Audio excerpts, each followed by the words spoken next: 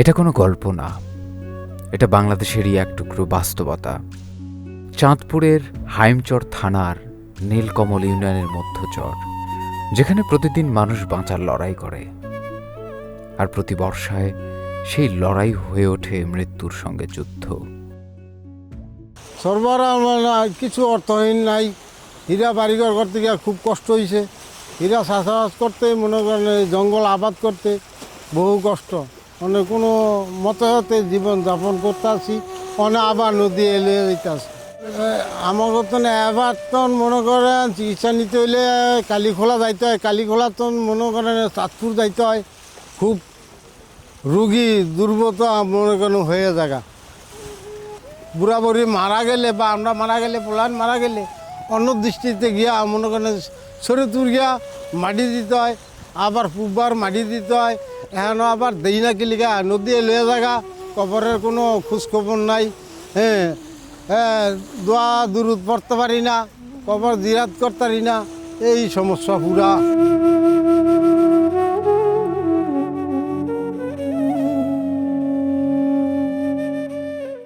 মাঝির বাজার আসিলাম, মাঝির বাজার তনে আবার ভাঙ্গা হনে এফার আইসি, হনে এফার তনে আবার হনে ভাঙ্গা সিটা যা লাগবো হনে বাড়িঘর ব্যাগ ধরিয়া গেছে গাঙ্গে গাছগার সাইডি ব্যাগ থুইয়া কয়বার ভাঙতারে আর কয়বার ইয়া করতারে। আমরা গরিব মাইসে কি আর এত কিছু করতারি, নিজেকে যাই জায়গা জমিন আসিল সব লই গেছে গাঙ্গে।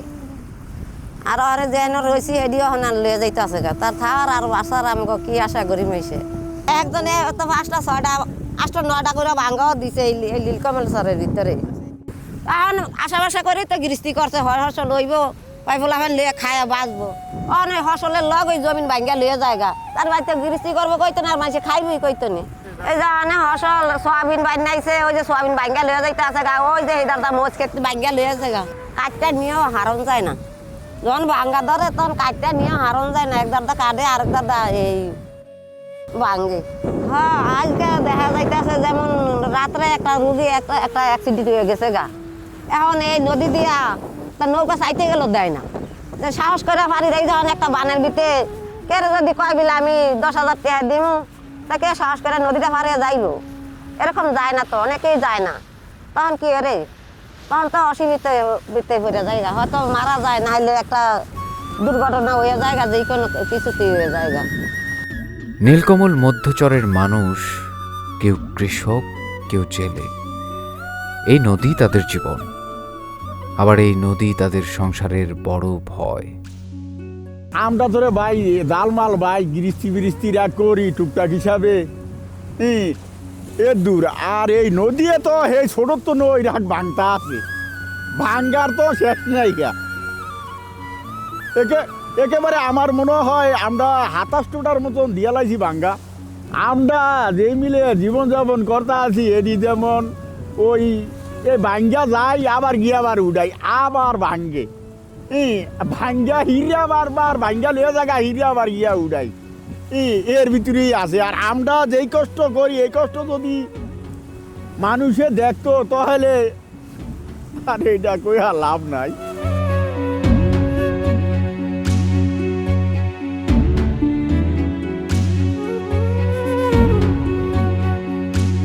নদী ভাঙ্গায় আমাকে অনেক ক্ষতি করতে আছে। নদী ভাঙ্গাতে আমরা যেই ফসল ফলাইতাম জমির ভিতরে চাষি জমি, ওগুলো ভাঙ্গা নিয়ে গেছে। পরে আমরা গরু বাছুর ফালতেও 2-4টা গরু বাছুর বর্গা সর্গা ফালিয়ে এটি ফালতেও সমস্যা। আমাকে এই পর্যন্ত 10-12 বার নদী ভাঙছে। আমাকে অসুখ বিসুখ হয়, আমরা এই রোগে আক্রান্ত হয়ে থাকি, চিকিৎসার জন্য কোনো দিকে যাইতে পারি না নদীর লেগা। আমাকে এই জায়গায় কোনো হাসপাতাল, কোনো স্বাস্থ্যকেন্দ্র নাই গা। এমন সময় অসুস্থ হয় যে আমাকে কোনো ট্রলারও পাই না, আমরা কোনো কিছুই নাই। এই জায়গায় একটা অ্যাম্বুলেন্স নাই, কোনো কিছু নাই। আমাকে যদি একটা অ্যাম্বুলেন্স থাকতো তাহলে আমরা যেমন দৌড়ে রুগী নিয়ে যাইতে পারতাম। অনেক রুগী মারা যায়, অনেক মানুষ আমাকে মারা যায়।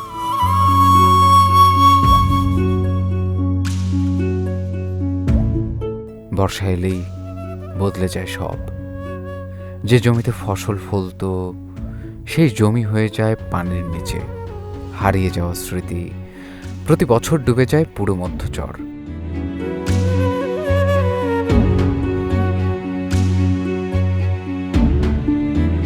নেই কোনো চিকিৎসা ব্যবস্থা। এই মধ্যচরে অসুখ মানেই আতঙ্ক, কারণ চিকিৎসা পাওয়ার আগেই অনেক সময় শেষ হয়ে যায় জীবন। কিছুদিন আগেও একজন মানুষ সাপের কামড়ে মারা যায়, শুধু সময় মতো চিকিৎসা না পাওয়ার কারণে।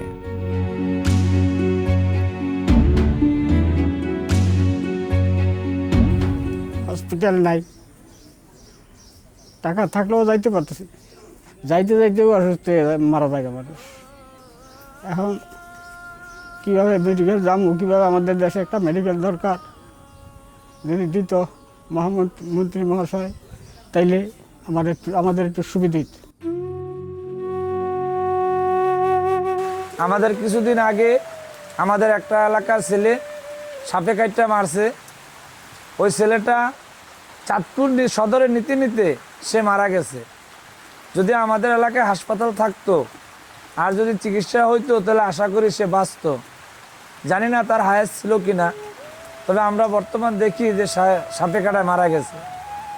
কিছুদিন আগে আমার বড় ভাই তানামিয়া মান, তার মেয়ে মারা গেছে গর্ভ অবস্থায়। ডেলিভারি খালাসের জন্য আমরা চাঁদপুর নিতে লইছিলাম ট্রলারে কইরা, ওই ট্রলারে নিয়ে আর আমরা পুষাইতে পারি নাই, সে পথে মারা যায়। তা আমরা নীলকমলের মানুষ এতই দুর্ভাগা, আমাদের ভালো একটা হাসপাতাল নাই, ভালো একটা শিক্ষা প্রতিষ্ঠান নাই, আর থাকবেই বা কীভাবে? নদীবাঙ্কি এলাকা, যতদিন নদীটা না বাঁধবে মনে হয় না অতদিন আমাদের ভাগ্য পরিবর্তন হবে।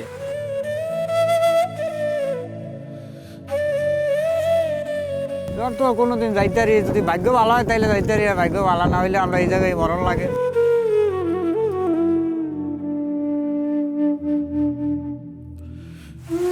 আমাদের এইখানে হসপিটাল নাই, রাস্তাও ঠিক মতো নাই, একটু বৃষ্টি হলে কেদা হয়ে যায়, বাইরেতে পারি না।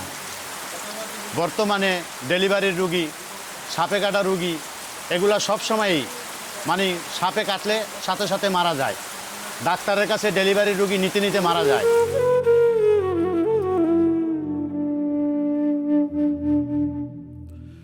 এখানে ভালো একটা স্কুল নেই, একটা কলেজ নেই, একটা হাসপাতাল নেই। তো সাধারণ মানুষগুলা সেই চাঁদপুর, হাইমচর, ঢাকা যাওয়া লাগে। সাধারণ অসুস্থ হইলেও তাদেরকে অনেক দূরে দূরে যাওয়া লাগে। তো এখানে দ্বীপের মাঝখান থেকে যাওয়া আসা করার জন্য অনেকটাই ব্যাগ প্রবাহিত হয়। একটা হসপিটাল যাওয়ার সময় লাগে 2 থেকে 3 ঘন্টা। একটা ইমার্জেন্সি রুগী হইলে 2-3 ঘন্টার আগে হসপিটাল যাওয়া যায় না।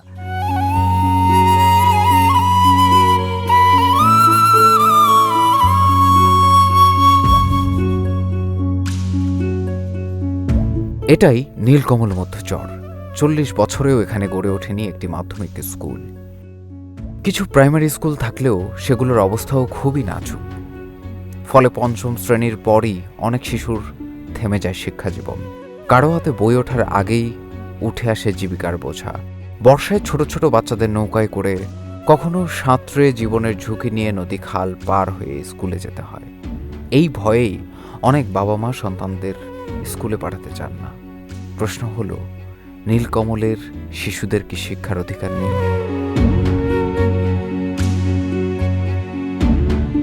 এটি একটি চরাঞ্চলের বিদ্যালয়। এই স্কুলটি 1937 সালে প্রতিষ্ঠা হয়। অনেক ঐতিহ্যবাহী স্কুল। এই বিদ্যালয়টি বিগত কয়েক বছরে 4 বার নদী ভাঙনের শিকার হয়। যেটা মূল বিষয় সেটা হচ্ছে এটা দুর্গম চর, এখানে যাতায়াত ব্যবস্থা খুবই খারাপ এবং নাজুক। তারা অনেক কষ্ট করে বিদ্যালয়ে আসে। প্রতিকূল পরিবেশ, খাল, বিল, নদী এগুলো পেরিয়ে তারা প্রতিনিয়ত ঝড়, বৃষ্টি, তুফান উপেক্ষা করে বিদ্যালয়ে আসে। এই বিদ্যালয়ে আসতে তাদের 2-3 সেট জামা কাপড় নিয়ে আসতে হয়, বিশেষ করে বর্ষাকালে। যেহেতু অনেক খাল আছে, খালে সাঁকোও নেই, তারা খাল পার হয়, পরনের জামা কাপড় ভিজিয়ে আসে। বিদ্যালয়ে এসে প্রথমে ভিজিয়ে আসে, পরে 1 সেট আইসা পরে আবার যাওয়ার সময় ওই সেট আবার ভিজায়। বাড়িতে গিয়ে তাদের আবার নতুন আরেক সেট পোশাক পরতে হয়। একটা বাচ্চার 3 সেট পোশাক। কিন্তু এরা পঞ্চম শ্রেণী পাশ করার পরে ষষ্ঠ শ্রেণীতে পড়ার জন্য যুদ্ধ করতে হয় রীতিমতো। আমাদের এই বিদ্যালয়ের বাচ্চারা আমাদের আর এই বিদ্যালয়ে পড়ালেখা করতে পারবে না, তারা সেই শরীয়তপুর অথবা হাইমচরের ওপার এই নদীপথ, দীর্ঘ নদীপথ পাড়ি দিয়ে এই শিশু বাচ্চারা, এই কোমলমতি বাচ্চারা ষষ্ঠ শ্রেণীতে, সপ্তম শ্রেণীতে বা হাই স্কুলে পড়ার মতো কোনো ব্যবস্থা নেই। এই দারিদ্র পীড়িত দুর্গম এই হাইমচরের নীলকমল মধ্যচরে, এখানে 3টি ইউনিয়ন, যদিও সবচেয়ে বড় union Nilkamal union, Gazipur union আছে এবং হাইমচর ইউনিয়ন আছে। এই ইউনিয়নগুলোতে সরকারিভাবে কোনো হাই স্কুল নেই এবং কলেজ নেই। তারা কলেজে পড়তে হলে ঢাকা যেতে হয়, অথবা চাঁদপুর যেতে হয়, অথবা শরীয়তপুরে যেতে হয়। এই দুর্গম চর পাড়ি দিয়ে, বিশেষ করে মেয়েদের ক্ষেত্রে এটা একেবারেই অসম্ভব। আমি সরকারের কাছে অনুরোধ করব এবং আমাদের মাননীয় সংসদ সদস্য মহোদয়ের কাছে অনুরোধ করব, এই হাইমচরের মধ্যচরে নীলকমলে যেন সরকারিভাবে একটি হাই স্কুল এবং একটি কলেজ স্থাপন করে এই চরাঞ্চলের দারিদ্র পীড়িত মানুষের শিক্ষার দায়িত্ব নেয় সরকার। আমাদের এই নীলকমল বিশাল একটি নীলকমল ইউনিয়ন, একটা বড় একটা ইউনিয়ন। এই ইউনিয়নে শিক্ষা ব্যবস্থার তেমন একটা নাই। আমাদের এই ইউনিয়নে হাই স্কুল নাই, একটা কলেজ নেই, ভালো কলেজ নেই।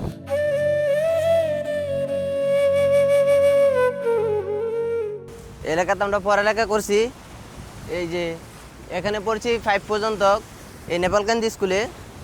পড়ালেখার পরে এই এলাকাতে আর হাই স্কুল নাই। যে এই যে নদীর এই যে মেঘ বৃষ্টির কারণে আমরা দৈনিক স্কুলে যাইতে পারি না। এই যে ঝড় তুফান হয়, ঝড় তুফানের জন্য ট্রলার বন্ধ হয়ে যায়, ট্রলার যায় না। তো আমাদের এখান থেকে ওই পার যায় পড়ালেখা করতে অনেক কষ্ট হয়। এই নদী শুধু জীবিকা দেয় না, কখনো কখনো কেড়ে নেয় জীবনও। গত বর্ষায় মেঘনা নদীতে মাছ ধরতে গিয়ে ঝড়ের কবলে পড়ে একজন মানুষ, আর ফিরে আসেনি। আরও কয়েকজন কোনো মতে বেঁচে ফিরলেও তাদের চোখে এখনো সেই দিনের ভয়। মানে পানির মতন ঘুরে উৎপন্ন আইতে আছে। আমাদের ঘরে আমি জমিরে কইলাম, কাকা এটা কিও? এই কথা কইও গেড়িটা ফিরাইতে পারে নাই, না ফিরানোর কারণে নাওড়া উল্টে লাইলো।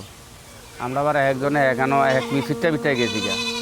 সিটটা বিটা যাওয়ানোর পরে আমারে গিয়া পাইছে ওই যে ওদিকে নদীর পার পাইছে। আমারে পায়ে আমার বাড়িতে আনলো। আর ওই যে আছে না জমির যার নৌকা, উনিরে আনছে আরো আমার থেকে। আর দুদু মেয়ে আসলো, হেরে আবার পাইছে ওই যে একটা খাল আসলো, খাল বরাবর পাইছে। আর একজন লোক পাওয়া যায় নাই, উনি মারা গেছে গা, আর আসতে পারে নাই। নদীর তো অনেক স্রোত এবং রুলিংয়ের কারণে জাহাজটি নিয়ন্ত্রণ হারিয়ে তলিয়ে যায়। যাওয়ার পরে আজকে আমরা 15 দিন পর্যন্ত উদ্ধার কাজের জন্য অনেক চেষ্টা করতেছি, কিন্তু এখন পর্যন্ত উদ্ধার করতে পারি নাই। এখন সরকারও এই পুলিশ প্রশাসন, হাইমচরের যে পুলিশ প্রশাসন আছে আপনার কাজল চন্দ্র মজুমদার, উনি আইসা পরিদর্শন করে গেছেন, অনেক অনুনয় বিনয় করছে, কিন্তু দেখা গেছে ও তাদের পক্ষ থেকে ওইরকম কোনো আমরা পাই নাই, যেটা উদ্ধারের অভিযান করতে একটু কোনো সহায়তা পাই নাই। তারা আইসা দেখা গেছে এই পর্যন্তই। মেঘনার করাল গ্রাস প্রতি বছর কেড়ে নেয় শত শত স্বপ্ন। প্রায় 100টি পরিবার প্রতি বছর হারায় তাদের শেষ আশ্রয়। মাত্র 1 সপ্তাহ আগে একটি নিষ্পাপ শিশু নদী ভাঙ্গনের কবলে পড়ে মাটি চাপা খেয়ে মারা যায়।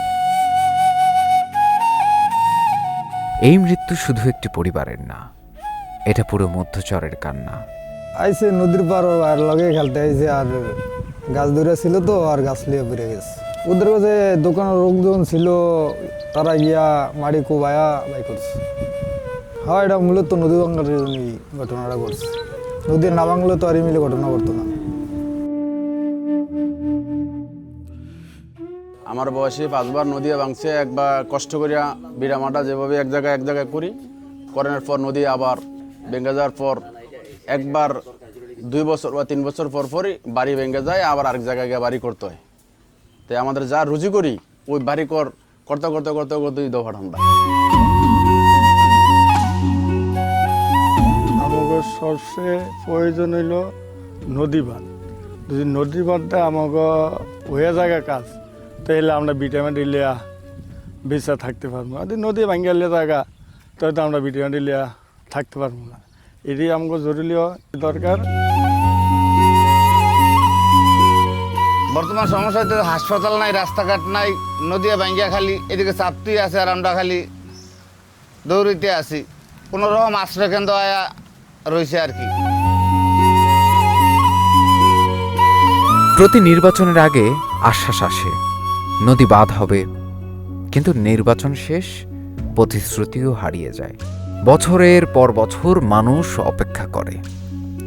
নীলকমল মধ্যচরের মানুষের একটাই দাবি, একটি স্থায়ী নদী বাঁধ আর জরুরি চিকিৎসার জন্য একটি ওয়াটার অ্যাম্বুলেন্স, যাতে অন্তত জীবন বাঁচানোর একটা সুযোগ থাকে।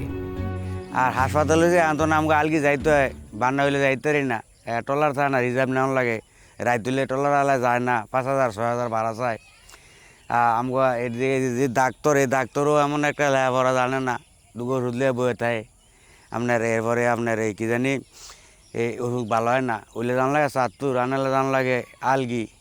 এই আলগি গেলে আবার খেয়াও বাড়া থাকে না আমার কাছে, এরপরে আপনার টাকা পয়সা থাকে না, উদ্ধার করে রাউন্ড লাগে। এই বিভিন্ন আমাকে শহরের মানুষ বিভিন্ন বাজি কষ্টে আছে। সাপে কামড় দিলে আমাকে এই শরৎ ধরনে আপনার মনে করেন আপনার 6 নম্বর ওয়ার্ড ধরনে একজন মারা গেছে, যাইতে যাইতে হ্যান ছাত্র যাইতে যাইতে মারা গেছে গা। আবার এই অল্প কয়েকদিন আগেও আপনার একজন হাফে কামড় দিছে, এই যাইতে যাইতে দম গেছে গা।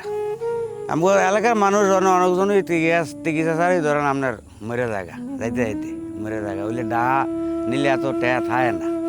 নদী তো মনে করেন যে সরকারের আয়, যে সরকারের মন্ত্রীরা আয়, এই সরকারে আমাকে নদী বান্ধা দিব, মানে এটা কইতে আছে আপনার মনে করেন আই 30 বছর ধরে, কিন্তু বান্ধা হইতে আছে না।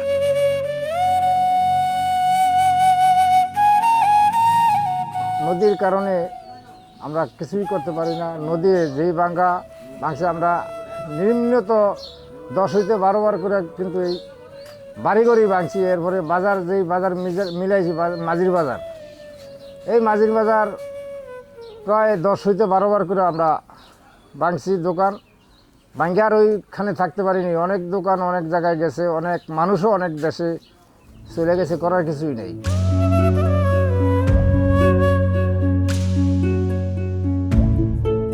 বর্তমান সরকারও দিয়েছে আশ্বাস স্থায়ী নদী বাঁধ নির্মাণ সহ প্রয়োজনীয় সকল ব্যবস্থা গ্রহণের। তবে প্রশ্ন এখনো রয়ে গেছে, এবার কি সত্যি বদলাবে নীলকমলের ভাগ্য? বছরের পর বছর অবহেলা আর ভাঙনের সঙ্গে লড়াই করা মানুষগুলো কি পাবে নিরাপদ ভবিষ্যৎ, নাকি আশ্বাসই থেকে যাবে তাদের একমাত্র সান্ত্বনা?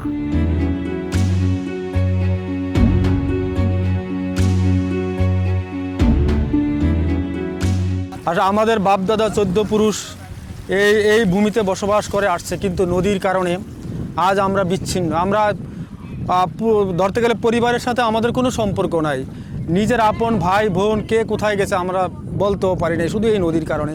তা আমাদের মাননীয় সংসদ সদস্য চাঁদপুর 3 আসনের আমাদের শেখ ফরিদ আহমেদ মানিক ভাই, উনি তার নির্বাচন পূর্বকালীন সময়ে আমাদেরকে প্রতিশ্রুতি দিয়েছেন। তিনি আমাদের অত্যন্ত পক্ষে মধ্যচর, বিশেষ করে নীলকমল, হাইমচর এবং গাজীপুর এবং আমার ঈশানবালাকে নদী ভাঙনের হাত থেকে রক্ষা করার জন্য তিনি স্থায়ী বাঁধের ব্যবস্থা করবেন।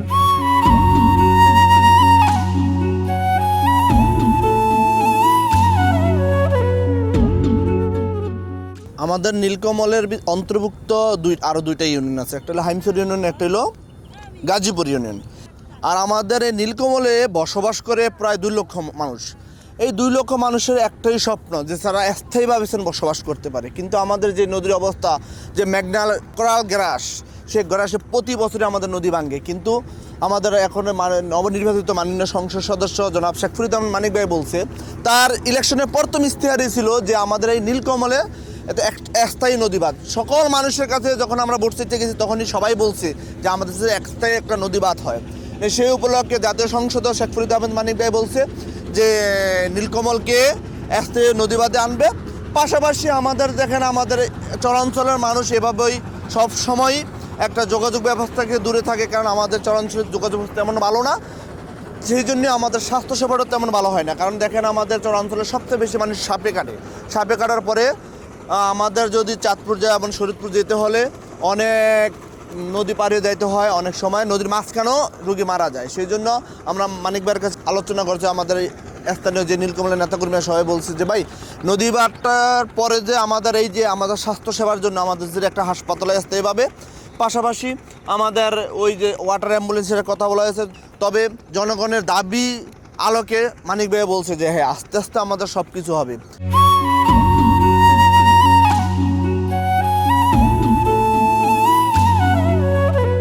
নীলকমল ইউনিয়নটা আপনারা সকলেই জানেন অত্যন্ত নদীবেষ্টিত একটি ইউনিয়ন।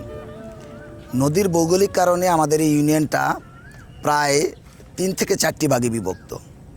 আমাদের পাশাপাশি গাজীপুর ইউনিয়ন এবং হামচর ইউনিয়ন, দুটোটা ইউনিয়নই ইতিপূর্বে নদীর গর্ভে বিলীন হয়ে গেছে। এই দুইটা ইউনিয়ন নদীগর্ভে বিলীন হয়ে যাওয়ার কারণে নীলকমল ইউনিয়নের ভিতরে তারা অস্থায়ীভাবে বসবাস করতেছে। আমাদের নীলকমল ইউনিয়নটা ভৌগোলিকভাবে অত্যন্ত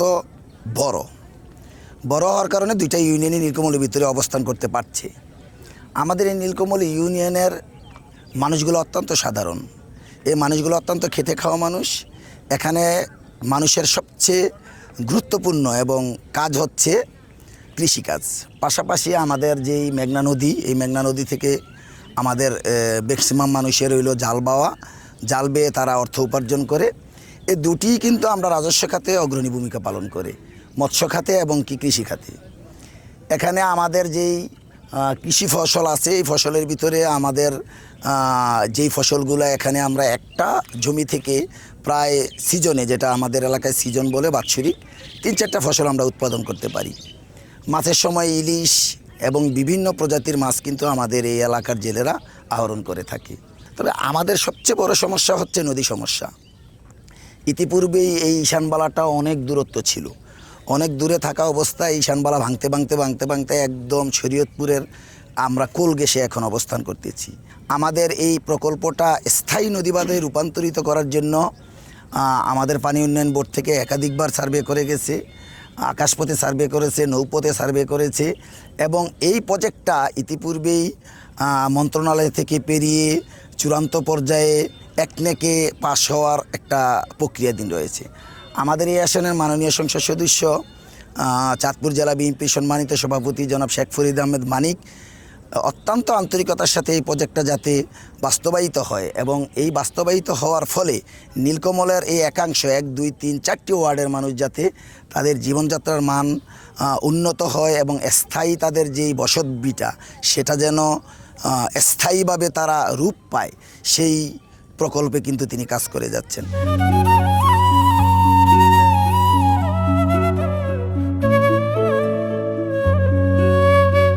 হামচর উপজেলার একটি ইউনিয়নের নাম নীলকমল ইউনিয়ন, 4 নং নীলকমল ইউনিয়ন। সেখানে আসলে বিস্তর সমস্যা, যেহেতু নদী ভাঙ্গন কবলিত এলাকা, সে অনেক সমস্যা। সেখানে মানুষের জীবনমানের অনেক নিম্নগামী। আমরা যতটুকু বুঝি সবচেয়ে উল্লেখযোগ্য সমস্যা হলো নদী ভাঙ্গন, শিক্ষা এবং চিকিৎসা। ওদের অবদানও আছে রাষ্ট্রে অনেক। যেমন ওদের মূল হলো কৃষিপণ্য। ওদের যে কৃষিপণ্য, শাক সবজি উৎপাদন হয়, আমাদের বিশাল অঞ্চল তাদের শাকসবজিতে চলে, এবং তাদের কৃষিপণ্যই বাজারজাত করে সেগুলি আমাদের ওই এলাকার জন্য অর্থ উপার্জন করে, আমাদের হামচরের জন্য অর্থ উপার্জন করে। কিন্তু তাদের সবচেয়ে বড় সমস্যা হলো নদী ভাঙ্গন। প্রতিনিয়তই তারা নদী ভাঙ্গনের কবলিত। এমনও আছে বৎসরে 3 বা 4 বারও তাদের বাড়িঘরকে স্থানান্তরিত করতে হয়েছে। আমাদের সরকার গত ত্রয়োদশ জাতীয় সংসদ নির্বাচনের পূর্বে আমাদের দলীয় প্রার্থী শেখ ফরিদ আহমেদ মানিক, যিনি বর্তমানে জাতীয় সংসদ সদস্য, তিনি প্রতিশ্রুতি দিয়েছিলেন ওখানকার নদী ভাঙ্গন রোধে স্থায়ী ব্যবস্থা গ্রহণ করবেন। ইতিমধ্যেই তিনি মহান সংসদে 4 নং নীলকমল ইউনিয়নের নদী ভাঙ্গন বিষয়ে আলোচনা উপস্থাপন করেছেন, এবং প্রতিকার চেয়ে মাননীয় মন্ত্রীর কাছে দাবি তুলেছেন অচিরেই যেন সেখানে নদী ভাঙ্গন রোধে প্রয়োজনীয় পদক্ষেপ নেওয়া হয়। একই সাথে সেখানকার শিক্ষার মান অনেক নিম্নগামী। যেহেতু শিক্ষকরা বিভিন্ন জায়গা থেকে আসে, নদী পাড়ি দিয়ে ওখানে যেতে হয়। নদী পাড়ি দিয়ে ওখানে যাওয়ার কারণে অনেকেই ওখানে থাকতে চায় না, ওখানে মানে শিক্ষকতা করতে চায় না। কিন্তু অফিসের দায়িত্ব থাকার কারণে তারা যদিও সেখানে শিক্ষক ট্রান্সফার করেন, কিন্তু তারা বিভিন্নভাবে ফাঁকি দিয়েই চলছে, ফলে শিক্ষার মান অনেকটাই নিম্নগামী। আমরা বিশ্বাস করি অচিরেই আমরা এ বিষয়ে শিক্ষা ডিপার্টমেন্টের সাথে বসবো এবং মাননীয় সংসদ সদস্যের সহযোগিতা নিয়ে ওখানে যেন শিক্ষকদের স্থায়ী আবাসনের ব্যবস্থা থাকে এবং সেখানে থেকেই যেন তারা শিক্ষকতা করতে পারে সে ব্যবস্থা নিশ্চিত করব। সেই চিকিৎসার ব্যবস্থা, ওখানে চিকিৎসা বলতে কিছুই নেই। আমাদের মাননীয় সংসদ সদস্য নির্বাচনের পূর্বে প্রতিশ্রুতি দিয়েছেন সেখানে কমিউনিটি ক্লিনিকের স্থাপন করবেন এবং সে মাধ্যমেই সেখানকার চিকিৎসার মান উন্নয়ন করবেন। বিএনপি সরকারের আমলেই আমরা মাননীয় সংসদ সদস্যের মাধ্যমে ওখানে কমিউনিটি ক্লিনিক স্থাপন করে জনগণের চিকিৎসার ব্যবস্থা করব। আমরা নির্বাচনের প্রাক্কালে যখন গণসংযোগ করতে গেছি, জনসভা করতে গেছি, তখন স্থানীয় মানুষের খুব প্রকট দাবি ছিল ওয়াটার অ্যাম্বুলেন্স, যাতে দ্রুত গতিতে তারা জটিল মানে রোগে আক্রান্ত হইলে অথবা সাপে কাটলে দ্রুত যাতে তারা চিকিৎসার সুবিধা পেতে পারে, হাসপাতালমুখী হইতে পারে।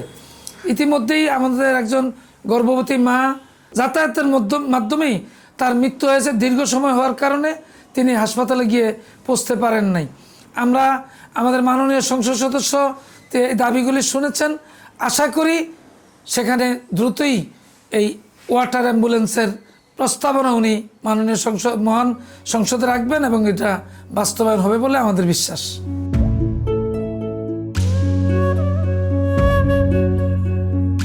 এই এলাকার ম্যাক্সিমাম মানুষ কৃষক আর জেলে। এই এলাকায় প্রতি বছর মিনিমাম 1000 কোটি টাকার শস্য উৎপাদন হয়। এরকম একটি এলাকা, এরকম একটি চাষি জমি যেগুলোর স্থায়ী নদীবাঁধ হয় না। এই নীলকমল মধ্যচরের বয়স 36 বছরের অধিক, প্রায় 40 বছর। এখানকার প্রত্যেকটা মানুষের বাড়িঘর মিনিমাম 8 থেকে 10 বার ভাঙছে। তো বারবার সরকার আশ্বাস দিলেও এখনো পর্যন্ত স্থায়ী কোনো নদীবাঁধের কার্যক্রম শুরু হয়নি। তো এই এলাকার মানুষ চায় সরকার যেন অতি দ্রুত এই স্থায়ী নদীবাঁধের ব্যবস্থা করে চাষাবাদের উপযোগী এই জমিগুলার রক্ষা করে। এটা এই এলাকার মানুষের জোরালো দাবি। এবং অত্যন্ত দুঃখের বিষয় হলো এই এলাকায় কোনো মেডিকেল নাই। এই এলাকার একটা মানুষ অসুস্থ হওয়ার পরে তার জীবন পড়ে যায় হুমকির মুখে। মানুষের জীবন যেন খুবই মূল্যহীন।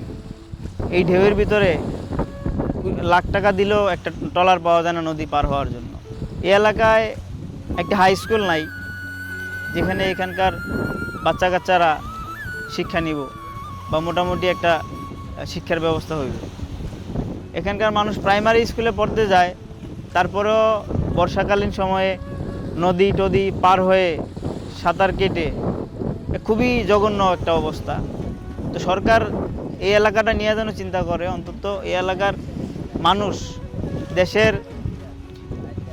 খাদ্য সংগ্রহে যে পরিমাণ অবদান রাখে এটা অতুলনীয়। আমি জোরালোভাবে অনুরোধ করি যেন খুব দ্রুত এই এলাকার স্থায়ী নদীবাঁধের ব্যবস্থাটা করা হয়।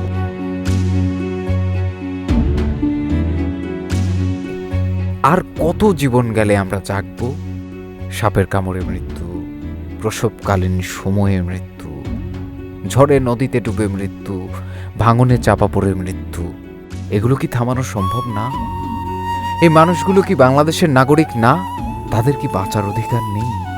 একটি স্থায়ী নদী বাঁধ, একটি ওয়াটার অ্যাম্বুলেন্স হয়তো বাঁচাতে পারত এই জীবনগুলো। আজও তারা অপেক্ষা করছে। একটু নিরাপত্তা, একটু সহানুভূতি, একটু পদক্ষেপ। এই ডকুমেন্টারি শুধু একটি ভিডিও না, এটা নীলকমলের মানুষের কান্না। বর্ষা এলে ভাঙে স্বপ্ন, বারে নদীর ঢেউ,